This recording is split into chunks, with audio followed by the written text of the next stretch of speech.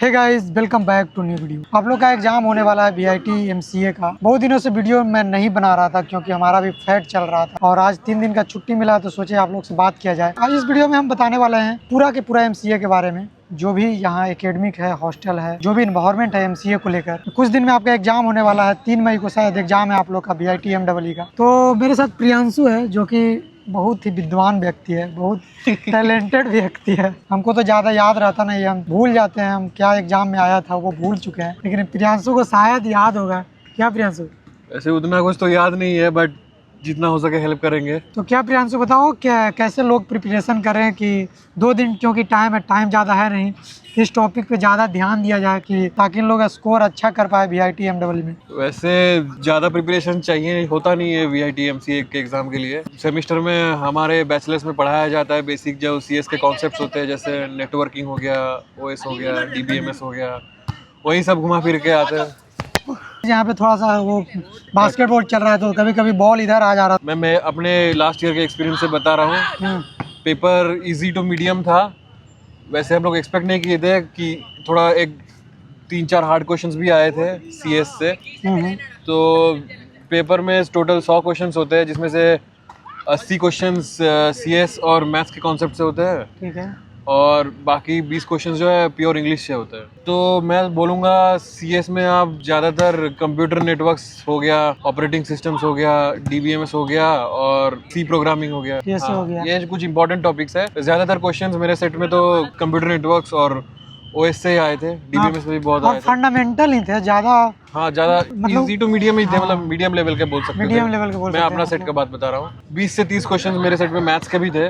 Maths से मेरे set में प्रोबेबिलिटी स्टैटिस्टिक्स आए थे, परम्यूटेशन कॉम्बिनेशन था, कुछ इंटीग्रेशंस के क्वेश्चन थे, डिफरेंशिएशन था, डेरिवेटिव निकालना था, वही कैलकुलस का था कुछ, बस वही था। हार्ड नहीं होता है मैथ्स का क्वेश्चंस। और मैं बोलूँगा आप जो 20 मार्क्स इंग्लिश का होता है उसमें फोकस कीजिए, क्योंकि वहीं आपका रैंक डिसाइड करेगा मोस्ट प्रोबेबली। बात सही हो रहा है। क्योंकि आप अगर 20 में से 15 से ऊपर क्वेश्चंस कर दिए तो आपका रैंक वो आगे चला जाएगा।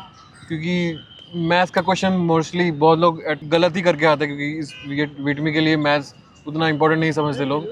तो आप जनरली सीएस और इंग्लिश में फोकस कीजिए, मैथ्स आपको सेकेंडरी रखना है। और जहाँ तक रैंक का बात करें तो मेरा रैंक था 485 और तुम्हारा कितना था? मेरा 368। फिर भी हम लोग को बीआईटी चेन्नई मिला। जो 1 to 300 होता है उनको जनरली वेलोर मिल जाता है। वेलोर मिल जाता है 1 to 300 to 500 होता है उनको चेन्नई मिल जाता है। बाकी 2000 तक बचे कुछ जो है वो भोपाल जाते हैं। मैं बोलूँगा भोपाल मत ही जाना, उससे अच्छा आप कोई और कॉलेज आपको मिल रहा है तो वही कर ले। भोपाल तो हम लोग को भी हमको भोपाल मिलता तो हम भी नहीं जाते। देखिए, सबसे पहले आपको प्रोसेस बताते हैं। प्रोसेस क्या है? प्रोसेस है कि जब आप एग्ज़ाम दिए, एग्ज़ाम के बाद एक काउंसलिंग का लिंक आएगा। काउंसलिंग करिएगा तो उसमें सिलेक्शन का ऑप्शन आपके पास रहेगा। आप कौन सा कॉलेज चूज करना चाहते हैं। आप बेलोर चूज करना चाहते हैं, चेन्नई, भोपाल। ज़्यादातर बच्चे बेलोर ही रखते हैं और चेन्नई और भोपाल को नीचे रखते हैं। और 3 ही कॉलेज है शायद जो एमसीए कराता है। उसके बाद कटअप के हिसाब से आपको कॉलेज मिलेगा। कॉलेज में इंटर करेंगे तो वेरिफिकेशन होगा एमजी ऑडिटोरियम में, और यही से फ़ोटो लिया जाएगा, सिग्नेचर लिया जाएगा और डॉक्यूमेंट वेरिफिकेशन होगा। तो एकेडमिक के बारे में बताओ प्रियांशु, कैसा है यहाँ का माहौल? एकेडमिकली तो अच्छा ही है, बट मैं एक चीज़ बोलूँगा, अगर आप बीआईटी चेन्नई कैंपस आ रहे हो तो अगर घर से परमिशन मिल रहा है तो आप कोशिश करना बाहर ही कहीं पीजी में रहने को या फ्लैट में रहने को, बिकॉज हॉस्टल में रहना यहाँ बहुत दिक्कत होगा। आपको प्रॉक्टर के पास जाना पड़ेगा, लीव रिक्वेस्ट करना पड़ेगा, फिर मैक्सिमम 6 घंटा आप बाहर जा सकते हो। तो और आपको सेकेंड ईयर में हम लोगों को भी दिक्कत आ रहा है अभी। अगर आपको पेरेंट्स से परमिशन मिल रहा है तो मैं तो बोलूँगा कि पीजी या फ्लैट में ही रहना, बाहर ही रहना। हॉस्टल में तो बहुत दिक्कत है। डिपेंड करता है बच्चों पे भी। अगर आप ऐसे बच्चे हैं जो घर से कभी बाहर निकले नहीं, शुभम जैसा, तो आप ले सकते हैं हॉस्टल, क्योंकि हॉस्टल का खाना ज़्यादातर हमें तो अच्छा ही लगा ई ब्लॉक का, जो भी गए। और बाकी हॉस्टल का मुझे पता नहीं, क्योंकि मैं ई ब्लॉक में रहा हूँ तो ई ब्लॉक का पता है। जहाँ तक बढ़िया खाना है और वहाँ का रूम भी बढ़िया है। नॉन एसी तो लगता है भी नहीं ई ब्लॉक में, और फ्रेशर आइएगा तो ई ब्लॉक ही मिलेगा ज़्यादातर। और अगर आप बहुत फ्रीडम चाहते हैं कि बहुत घूमना फिरना, एक्सप्लोर करना, उसके साथ साथ पढ़ाई करना, तब आप बाहर ही लीजिए, हॉस्टल मत लीजिए, क्योंकि यहाँ पे बहुत रिस्ट्रिक्शन है। और फ़ी स्ट्रक्चर का बात करें तो हम लोग का तो फ़ी लगा था 1,39,00,000 लगा था एकेडमिक का, और हॉस्टल लिए थे 4 बेडेड AC और वेज मेस था तो 2,29,000 है ना, 2,29,000 लगा था। और ये डिपेंड करता है, 2 बेडेड भी है, 4 बेडेड, 6 बेडेड भी है। डिस्क्रिप्शन में दे दूंगा PDF, उसको आप देख लीजिएगा, उसमें सारा प्राइस लिखा हुआ है। वही है, MCA 2 साल का है, वो तो पता ही है, बट यहाँ 1 साल ही पढ़ाई होता है। First semester, second semester 26 credit होता है, 2 सेमेस्टर, और फिर थर्ड सेमेस्टर, सेकंड सेमेस्टर के लास्ट से इंटर्नशिप चालू हो जाता है। और वहीं थर्ड सेमेस्टर या तो इंटर्नशिप करो, नहीं तो प्रोजेक्ट। वो सेमेस्टर भी सेम है, इंटर्नशिप या तो प्रोजेक्ट। इंटर्नशिप ले लेते हो तो प्रोजेक्ट आपको नहीं करना पड़ेगा। ये भी क्रेडिट का होता है, इंटर्नशिप क्रेडिट का होता है। और अगर इंटर्नशिप नहीं मिला तो उसकी जगह क्रेडिट पे कुछ और करना पड़ेगा, जैसे प्रोजेक्ट करिए गाइड के अंदर आप। फर्स्ट सेमेस्टर में बहुत दिक्कत होगा, स्ट्रेस होगा, VIT में बहुत स्ट्रेस होता ही है, एग्जाम को लेके होगा। सेकंड सेमेस्टर आते आते आप एकदम चिल हो जाएंगे, कोई लगेगा कुछ है ही नहीं VIT। शुरू हम भी आए थे तो लगा था, प्रियांशु को तो नहीं लगा होगा, ये बेलौर का है बच्चा, बेलौर में सब झेल चुका है। लेकिन नॉर्मल कॉलेज से आ रहे हैं तो आपको लगेगा थोड़ा हैप्टिक जैसा, हेटक जैसा लगेगा, सिर भारी भारी है। और सेकंड सेमेस्टर में तो हम लोग का बैच अलग हो चुका था, टोटल 84 बच्चों का बैच था फर्स्ट सेमेस्टर में। सेकंड सेमेस्टर आते आते कुछ बच्चे, यहाँ फुली फ्लेक्सिबल क्रेडिट सिस्टम है तो कुछ बच्चे अलग हो चुके हैं, अलग सब्जेक्ट ले लिए तो उनका अलग बैच बन गया, कुछ सब्जेक्ट अलग लिए तो उनका अलग बैच बन गया। तो बच्चे सेपरेट हो चुके हैं मॉर्निंग और इवनिंग में। एग्ज़ाम का कैट 1, कैट 2 और फैट होता है, 3 एग्ज़ाम होता है। इंटरनल होता है 60 मार्क्स का और फैट होता है 40 मार्क्स का। कैट 2 30 में कन्वर्ट होता है और 30 मार्क्स होता है असाइनमेंट, प्रोजेक्ट, DA जो भी होता है, माल प्रैक्टिस भी होता है। यहाँ एग्जाम का बात हो ही गया और खेल का माहौल आप देख ही रहे हैं, इधर दिखा दो, लोग खेल कूद रहे हैं, इधर फील्ड है, हम लोग इधर ही बैठे हुए हैं। हम लोग भी खेलने वाले हैं कुछ देर में। खेलने ही आए थे, सोचे कि एग्ज़ाम हो रहा है, बच्चे आ रहे होंगे, टेंशन में हो गए, क्या है कैसा है, क्योंकि हम भी परेशान थे।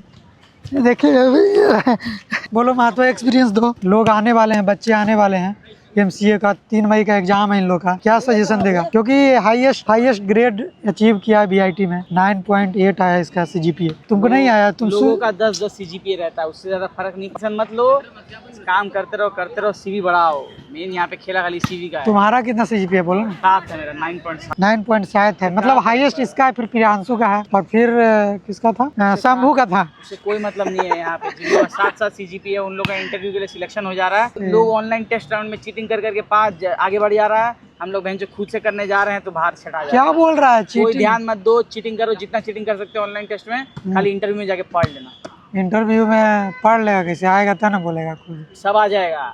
चीटिंग करोगे तो चीटिंग करना, पढ़ लेना क्या चीटिंग किए थे। अभी एग्जाम के बारे में बता दो, VIT MEE का एग्जाम होने वाला है इन लोग का, क्या कुछ कैसे? नहीं, पढ़ने की जरूरत नहीं। तुम्हें कुछ याद है? कुछ याद है तो बोलो, बकचोदी नहीं करो। सब student of the year movie देखा है, जो आंसर नहीं है उसमें जय माता दी लगा देना, इसमें माइनस का नहीं होता है। इस साल खाली VIT का BTech वाला एग्जाम में माइनस इंट्रोड्यूस हुआ है, पर MEE में माइनस नहीं है। देखो जितना आंसर आता है उसको करो, बाकी सब में कुछ भी लगा दो। देखो बकचोदी नहीं करो, उन लोग बेचारा टेंशन में है, बोल तो रहा हूँ। तुम बताओ क्या पढ़ के जाए, नेटवर्किंग DA से क्या, कौन सा टॉपिक कुछ बताओ, तुमको याद है अगर तो, एग्जाम का याद है तो। नेटवर्किंग DA से कुछ नहीं आएगा, वो कार्नो मैप में कंप्यूटेशन आता है, मैथ आता है और क्या आता है, वो आता है छोटा वो आता है, क्या बोलते हैं, कंप्यूटर नेटवर्किंग का छोटा चीज आता है, सॉकेट, स्विचेस, लेयर, ये सब वो सब हार्ड नहीं आएगा। सब पढ़ा हुआ रहेगा पहले से तुम लोग का। आराम से देना, कोई एग्जाम टेंशन नहीं, बस तुक्का बहुत मारना, टेंशन मत लेना। तो ज़्यादा टेंशन लेना है नहीं, VIT का एग्जाम में आराम से एग्जाम दो और आओ। और ऋतिक से पूछो, ऋतिक क्या बोलता है? क्या ऋतिक बोलेगा? तुमको रील चलाओ और पीछे पड़ेगा, ठीक है ना? ऋतिक बात मत मानिएगा। ऋतिक भी पॉइंटर लाया है ना, 8.5 पॉइंटर है। वो दिखाएगा सबको कि वो रील चला रहा है, और पीछे से वो कब पढ़ लेगा पता भी नहीं चलेगा। अगर 100 नंबर में हम लोग 70 नंबर 80 नंबर का लिख के आ रहे हैं तो पता नहीं कहाँ से भगवान का दया से 100 नंबर का लिख के आ जाएगा। तो बच के रहो ये सब लोगों से। बहुत यहाँ सांप है करियर में, कौन कब झूठ बोलेगा पता नहीं चलेगा आपको। कोई बोलेगा कि ज्यादा क्लियर कोई बता के नहीं पड़ता है, तुमको नहीं बोल रहा है, महात्मा को बोल रहा है और हम ही को सब बोल रहा है। मेरा क्या है, मेरा राइटिंग स्किल बहुत फास्ट है, तो मैं जल्दी लिख के निकल जाता हूँ। अब कोई स्लो लिखता है तो उसका क्वेश्चन छूट जाता है, तो इसमें मेरा क्या इशू है? मैं किसी सब्जेक्ट में 40 पेज लिख देता हूँ तो सब बच्चे 25-30 ही लिख पाते हैं, तो इसमें मेरा गलती क्या है? महात्मा का हम क्या बोले, 9.7 CGPA लाया है, लेकिन ऐसा कोई भी कैट 1 कैट 2 फैट कोई भी ऐसा एग्जाम नहीं होगा जिसके बाद निकलने के बाद ही बोला होगा कि हमको अच्छा गया है, कि हमको बहुत अच्छा गया है, ऐसा कभी बोल ही नहीं पाया है। आज का ही पेपर देख लो, पहला क्वेश्चन 10 नंबर का था, उसमें मैंने ध्यान नहीं दिया, गलत क्वेश्चन पढ़ लिया, आधा क्वेश्चन कर लिया, फिर पता चला कि गलत किया है, पूरा काटा वापस किया, 10 नंबर मैंने 1.5 घंटा में खत्म किया। तो कितना अब बाकी 1.5 घंटा मेरे को 90 करना था, बस कुत्ता की तरह लिखता गया, टीचर को पेपर ही नहीं समझ में आएगा क्या लिखा है मैंने, 20 नंबर का छूट भी गया। तो कितना है, रुको कैमरा पे कितना नंबर तुम एक्सपेक्ट करते हो कि आ जाएगा तुम्हारा? 65 से 75 के बीच। ठीक मैं लिख के देता हूँ, इसका 85 आएगा। ये देखो क्या करेगा, एक ये हर एक क्वेश्चन को परफेक्शन के साथ करना चाहिए, मतलब परफेक्ट हो, 100% हो। हमारा क्या है, हम अटेम्प्ट करते हैं, कुछ गलत हो गया उसको निगलेक्ट करते हुए आगे बढ़ते जाते हैं। ये बंदा क्या है, गलत होगा फिर काटेगा फिर स्टार्ट करेगा, तो तब भी ये 75 ले आता है। और ये 75 बोला है, मतलब इसका 90-85 के बीच में ही मार्क्स आएगा। ये किसी से पूछ लो, मशीन लर्निंग का टॉपर है, सब में टॉपर है, 9.7 ऐसे नहीं आ रहा है इनका। हमको में कुछ पूछने लायक है नहीं, मेरा उतना अच्छा जीपीए नहीं है, 7.9 है, इस बार घाट के 6 पे आ जाएगा। ये लोग कॉलेज में सबमिट करने वाला प्रोजेक्ट बनाता है, कैंपस कनेक्ट बनाता है ये लोग पूरा वीटॉप को वापस बनाता है, ये लोग ऐसा बंदा लोग है। मेरे जैसा लैंचर्ड बंदा खाली एकेडमी अबे ठीक है, प्रोजेक्ट बना के क्या करेंगे जब पहले रिज्यूमे ही सिलेक्ट नहीं होगा। सीजीपीए देख रहा है रिक्रूटर, जिसका 9 है आ जाओ बेटा, और नहीं है तो मेरे को क्या नहीं हुआ फिर? कहाँ, मेरे को थोड़ी हुआ था। कहाँ कल का 19 लाख का जॉब है, उसमें आ गया ना तेरा ड्राइव में, अप्लाई कर, कहाँ 19 लाख का जॉब करवा है? देंगे। कल आया है स्टाइफाई का, हम बाहर हो गया, मेरा 79.33 है 10 में, 12 में, बोला 12 में 80% होना चाहिए। MCA का थोड़ी है वो। है आशा करता हूँ ये वीडियो आपके लिए हेल्पफुल रहा होगा, और एग्जाम दीजिए अच्छा से। साई 5 टेनिस को और भी कोई दिक्कत है, कोई क्वेश्चन है तो मैसेज करिए, रिप्लाई देंगे। बहुत सारे बच्चों का सोल्व किए हैं, ऋतिक भी है, ऋतिक नहीं को आया मैसेज मेरा। किए, जिसका इंस्टाग्राम आईडी दे देंगे आपको। इससे जो भी क्वेश्चन हो आप बेधड़क पूछ सकते हैं, सबका रिप्लाई इसको आता है, सब कुछ जानता है। और शंभू भी आ गया, शंभू से भी इसका ले लेते हैं, क्योंकि ये बहुत सारे बच्चों का रिव्यू जान पाएंगे तो कंपाइल कर पाएंगे। और 80 से तो ऊपर ही है दोनों में। कम है, ये VIT MW का इन लोग का एग्जाम है, तो सजेशन दो क्या पढ़ के जाए इन लोग। ये भी 9 पॉइंटर है, वो तो बोला था कुछ भी बोलो साले क्या पढ़ना है इन लोग को, टेंशन में है इन लोग, लिखा हुआ है, लोग टेंशन में है। एग्जाम है 3 मई को, समझा? VITM का इसका में अलग से लिखा हुआ एक्स्ट्रा सब्जेक्ट कंप्यूटर साइंस, बताओ। मेरा में अलग से नहीं लिखा हुआ। जो पढ़ के ही नहीं गया था भाई, बस जला गया था हम लोग। मेरा में नहीं लिखा हुआ, मेरा में। वही तो कैसे डालूंगा मैं, तेरा तो है। भाई हम लोग पढ़ के गए थे कुछ, हम लोग तो एग्जाम सेंटर पर जाने के बाद सोच रहे थे वहाँ से कि मुड़ जाए, तो हम लोग लग रहा था कि हम लोग पढ़े नहीं है, हम लोग कुछ होगा एक्सपेक्ट नहीं किए थे हम लोग कि हमारा expect जितना नहीं गंदा एग्जाम गया था उतना रैंक किया। हम लोग का रैंक आएगा।